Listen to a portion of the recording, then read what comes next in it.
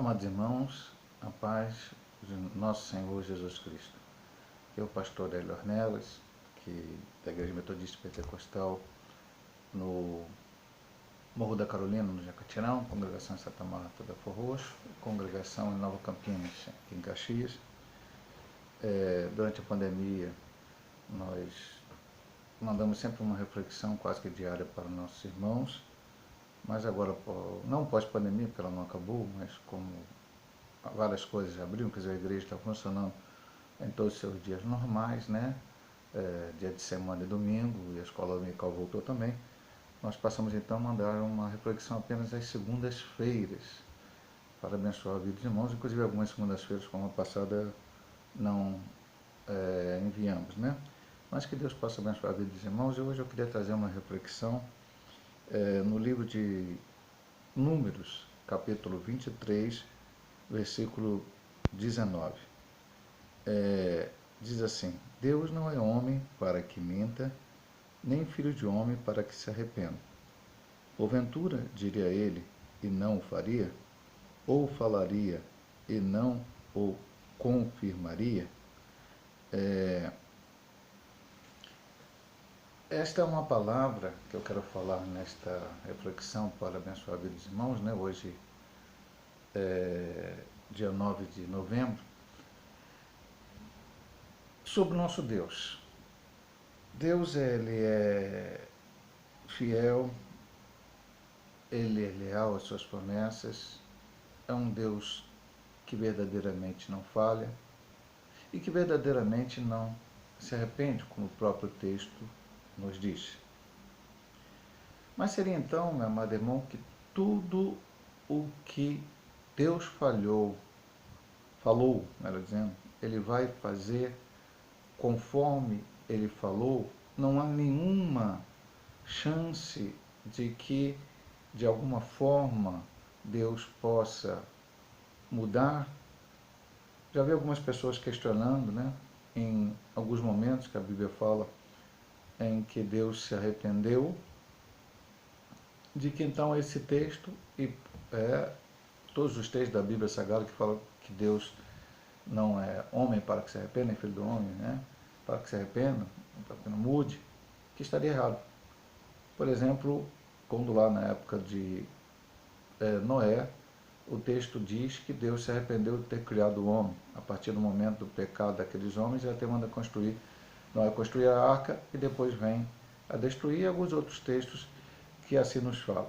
Então eu quero, através dessa reflexão, fazer os irmãos entenderem. A primeira coisa que eu sempre explico nessas palavras é que nós temos uma dificuldade muito grande por não termos, a Bíblia não ter sido escrita em nossa língua original, que é o português. Nós estamos aqui no Brasil e falamos o português. Tanto o hebraico como o grego são línguas bastante diferentes das nossas. Então, às vezes, é uma palavra, ela tem alguns significados diferentes dependendo do contexto onde ela está escrita, ou um assunto, ele tem várias palavras para significar aquilo. Então temos que entender isto. Então quando a Bíblia fala de algum arrependimento de Deus, ou ela mostra em atitudes e ações arrependimento de Deus, não é uma queda de caráter de Deus, ou Deus cometeu um erro, então ele se arrependeu. Porque o homem, quando eu falo, me arrependo de ter feito isso, é porque eu fiz alguma coisa errada. Eu, ser humano. Então, o pastor Hélio falaram, eu me arrependo de ter falado esta palavra, ou de ter agido desta forma, significa que aquela palavra que eu disse não deveria ser sido dita, então foi falada erradamente, ou aquela ação que eu tive não foi uma ação correta, então eu estou me arrependendo, eu estou dizendo, né, confessando que eu errei. Mas Deus não é. Então, como é que nós vamos entender isto, compreender bem isto? Vamos lá. Há momentos em que Deus muda os seus planos em algumas situações. Eu gostaria de ler, não quero aqui também tomar muito tempo, né? Não temos tempo, né, suficiente. Eu estou gravando no meu celular, temos menos tempo ainda. Diz aqui em Êxodo 32, a partir do 11: Porém Moisés suplicou ao Senhor, seu Deus, e disse: Ó Senhor, por que se acendeu o teu furor contra o teu povo que tu tiraste da terra do Egito, com grande força e com forte mão? Foi no momento, eu iria até mais versículos, mas vou ler apenas este, vou explicar a situação aqui sobre este momento. Moisés subiu ao monte para receber as tábuas da lei do Senhor. E ali está, passou 40 dias e 40 noites, e o povo que ficou sob o comando de Arão começou a dizer que Moisés tinha sumido e tal, o que a gente vai fazer na nossa vida, e acabaram fazendo um bezerro de ouro, através da mão de Arão, algumas coisas aconteceram. Deus falou com Moisés que o povo tinha se corrompido, ele desce, então ele quebra as tábuas da lei, castiga o povo, e aí Deus fala para ele: olha, Moisés, eu vou destruir esse povo, e você, a partir de diante, eu vou fazer um novo povo através de você. E ele e Arão chegam diante do Senhor e pedem ao Senhor misericórdia, falam do Senhor, que eles não queriam isso, queriam que Deus perdoasse aquele povo, que Deus não destruísse aquele povo. Se tocavam algumas situações, até os próprios egípcios iam falar que o Deus que nós servimos não pôde levar esse povo no deserto, algumas situações. E através daquela súplica, daquela intercessão, daquele clamor, verdadeiramente que aqueles homens de Deus fizeram como verdadeiros sacerdotes, lembrando que nós somos também, nós que eu digo não os pastores, nós somos sacerdotes também de Deus, porque a Bíblia diz lá, na primeira carta de Pedro, capítulo 2, se não me engano, versículo 9, sobre a igreja, geração eleita, sacerdócio real, quem é o nosso sumo sacerdote é Cristo, que está intercedendo por nós à direita de Deus Pai Todo-Poderoso. Mas aqui, cada um de nós ora um pelos outros. Oramos pela nossa nação, pelas autoridades, como Timóteo diz lá na sua primeira carta, capítulo 2, devemos orar por todas as autoridades. Oramos por missões, oramos por tantas coisas que precisamos orar, interceder e pedir a misericórdia de Deus. E aí o que aconteceu?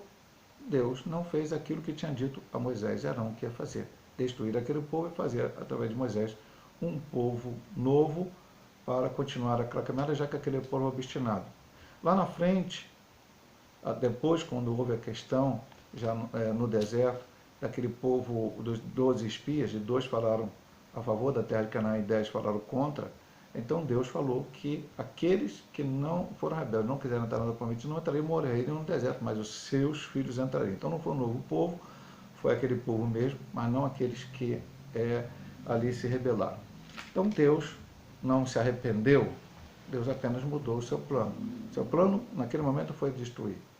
E um texto bastante conhecido nosso, que tem a mesma colocação, eu não vou ler porque os irmãos conhecem bem, está no livro de Jonas. Talvez possamos falar todo o livro de Jonas, é um profeta, e a Bíblia fala tem 4 capítulos do seu livro, e fala de uma história, que Deus chama esse homem Jonas e fala para ele ir a Nínive e pregar que 40 dias aquela terra seria subvertida, porque aquele povo era extremamente pecador.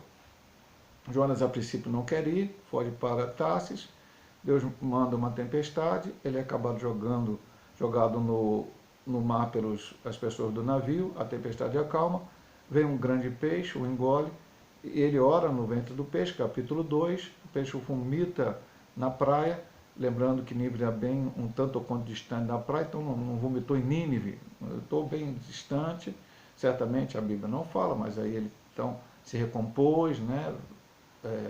Vamos dizer assim, entre aspas, né? Se arrumou de novo, tomou um banho, se preparou, e chegou até Nínive, fez o que Deus mandou fazer.